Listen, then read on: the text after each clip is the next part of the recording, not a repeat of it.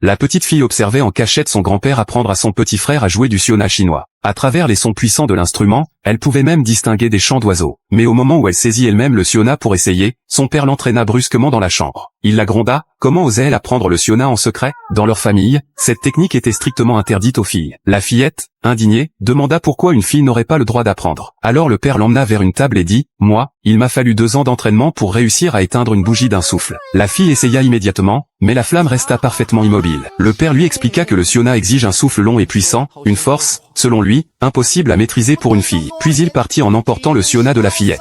Mais loin de la battre, cette humiliation renforça la détermination de la petite. Elle se promit en silence de briser un jour cette règle injuste. Elle recommença donc à s'entraîner devant la bougie encore et encore. Et juste après qu'elle se fut éloignée, la flamme s'éteignit d'un coup. 12 ans passèrent. La jeune fille, toujours déguisée en garçon, continuait en secret à pratiquer le siona. Ce jour-là, son petit frère vint la trouver, c'était le moment où la famille choisissait son héritier, et il voulait que sa sœur l'aide à réussir l'épreuve. Elle voulut refuser, mais le frère la menaça de révéler qu'elle apprenait le siona en cachette.